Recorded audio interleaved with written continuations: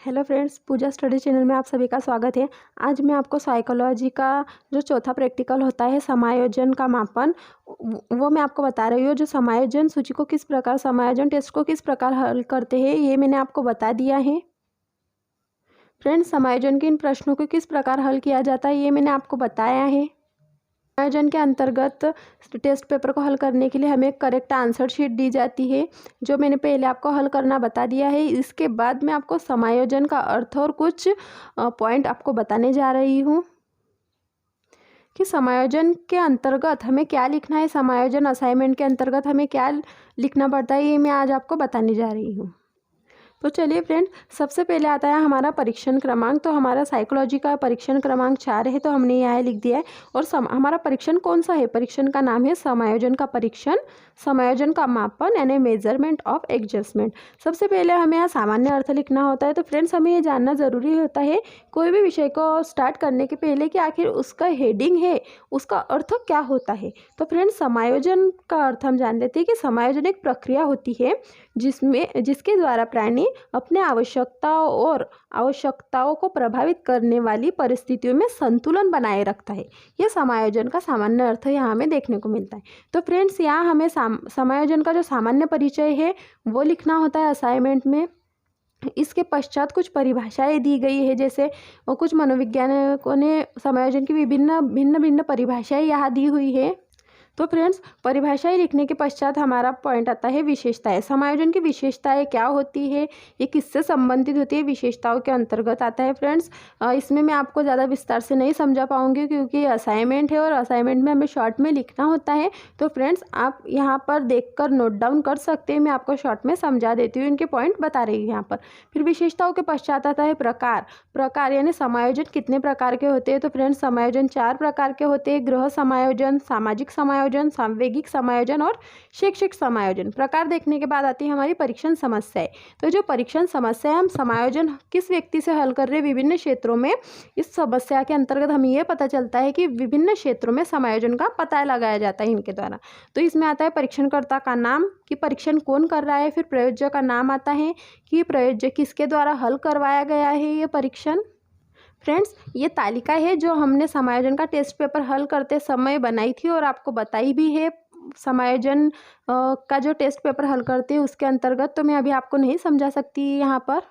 जो हमारे पेज का रह गया था पीछे, उसमें आता है फिर विद्यार्थी कौन से विद्यालय में पढ़ता है, कौन सी कक्षा में पढ़ता है, तो 9वीं कक्षा में पढ़ता है। और जो समायोजन का मापन, जो समायोजन का टेस्ट पेपर है 9th क्लास के विद्यार्थी से हल करवाया जाता है। दिनांक, ये किस दिनांकों को हल करवाया गया था समायोजन का टेस्ट पेपर, वातावरण किस प्रकार का था, वो हमें यहाँ लिखना होता है।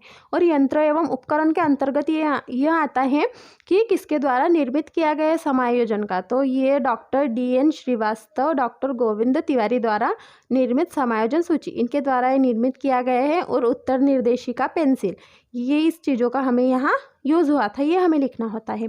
तो परीक्षण पद्धति, फिर आता है हमारा परीक्षण पद्धति। परीक्षण पद्धति के अंतर्गत हमारा आता है परीक्षण की विधि के लिए निर्देश। जो ये निर्देश होते हैं, हमें जो समायोजन का टेस्ट पेपर दिया था उसके फ्रंट पेज पर ये निर्देश दिए होते हैं, जो परीक्षणकर्ता द्वारा प्रयोज्य को ये निर्देश बताए जाते हैं।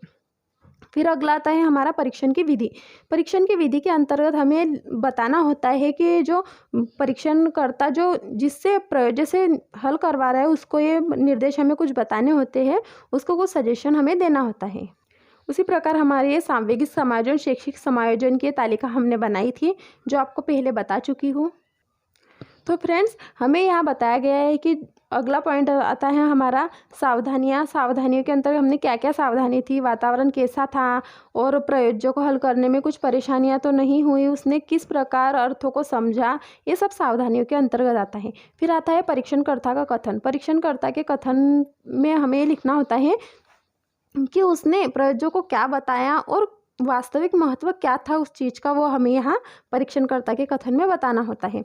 अगला आता है हमारा प्रयोज्य कथन। प्रयोज्य कथन में यह बताना होता है कि प्रयोज्य को यह हल करने में कुछ कठिनाई तो नहीं हुई, उसने किस उत्साह के साथ इस परीक्षण को हल किया है तथा उसने उसकी जो रुचि थी, जो भी समायोजन उसमें किसमें इंटरेस्ट था, ये जानने में उसे बहुत उत्सुकता बनी रही है, हमें प्रयोज्य कथन में लिखना होता है।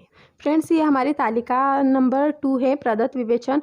जो हमने समायोजन टेस्ट पेपर हल किया था, जो चारों समायोजन के टोटलिंग स्कोर हुए थे, उसके आधार पर प्रदत्त तालिका, ये प्रदत्त विवेचना बनाई जाती है। उसके पश्चात आता है हमारा प्रदत्त विवेचन। इस प्रदत्त विवेचन के अंतर्गत हमें जो प्राप्तांक जो इस विद्यार्थी को प्राप्त हुए वो उनके स्कोर हमें यहाँ लिखने होते हैं। उसके बाद आता है निष्कर्ष। निष्कर्ष में हमें ये लिखना होता है, जो प्रदत्त विवेचन जो तालिका बनाई है उसके आधार पर हमारा निष्कर्ष निकलता है कि विद्यार्थी को कौन से समायोजन में कितने अंक प्राप्त हुए, वो यहाँ लिखना होता है। सभी के निष्कर्ष अलग अलग बनते हैं और जो भी विद्यार्थी जिस तरह से उस प्रपत्र को हल करता है उसके आधार पर निष्कर्ष बनता है। तो कृपया आप मेरा निष्कर्ष नोट डाउन ना करें, बाकी सब चीज़ें नोट कर सकते हैं, लेकिन निष्कर्ष आपने जिस विद्यार्थी से हल करवाया है उसके आधार पर ही आप निष्कर्ष बनाएं। फ्रेंड्स, इसके बाद आते हैं मेरे उपयोगिता, कि इस जो परीक्षण समायोजन परीक्षण था उसके द्वारा हमें क्या क्या उपयोगिता मिलती है। तो फ्रेंड्स, यहाँ ये उपयोगिता हमने लिखी है, तो आप ये उपयोगिता लिख सकते हैं यहाँ से।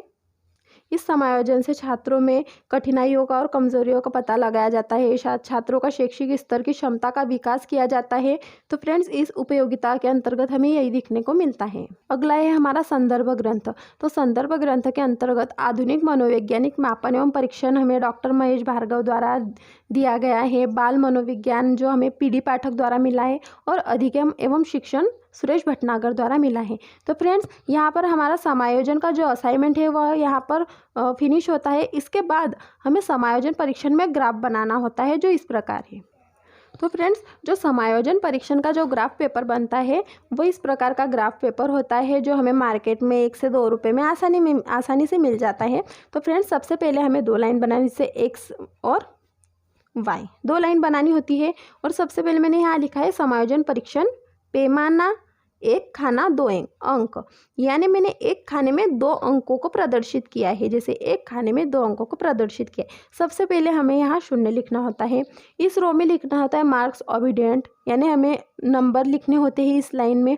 और नीचे लिखना होता है सब्जेक्ट ऑबिडेंट, यानी यहाँ पर हमें सब्जेक्ट लिखना होता है।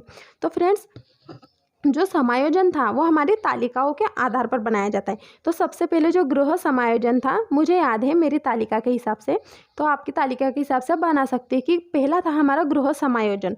तो गृह समायोजन के अंतर्गत मैंने जिस विद्यार्थी से हल करवाया था उसे 17 अंक प्राप्त हुए। तो 17 हमारी इस रो में यहाँ पर है, तो हमें यहाँ पर टिक करना है और यहाँ से एक बॉक्स बनाना है। तो यानी गृह समायोजन में विद्यार्थी को 17 प्राप्त हुए। वैसे ही सामाजिक समायोजन में भी 17 मिले हैं, तो मैंने 17 यहाँ पर एक बॉक्स बनाया है।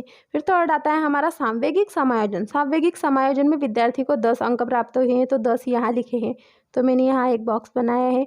और वैसे ही फोर्थ आता है शैक्षिक समायोजन में विद्यार्थी को 10 अंक मिले हैं, तो 10 अंक मैंने यहाँ दर्शाए हैं। तो फ्रेंड्स, आपका ग्राफ भी अलग बन सकता है, मेरे ग्राफ जैसा नहीं बन सकता है, क्योंकि मेरे अंक अलग थे, हो सकता है आपके अंक अलग हो। तो फ्रेंड्स, इस प्रकार हमारा यहाँ सामाजिक समायोजन परीक्षण का ग्राफ कंप्लीट होता है। फ्रेंड्स, मेरे चैनल को लाइक, शेयर एंड सब्सक्राइब ज़रूर कीजिए। आइकन बटन को प्रेस करना ना भूलें, ताकि मैं जो भी वीडियो अपलोड करूँ उसके नोटिफिकेशन आप तक जल्दी पहुँच जाए।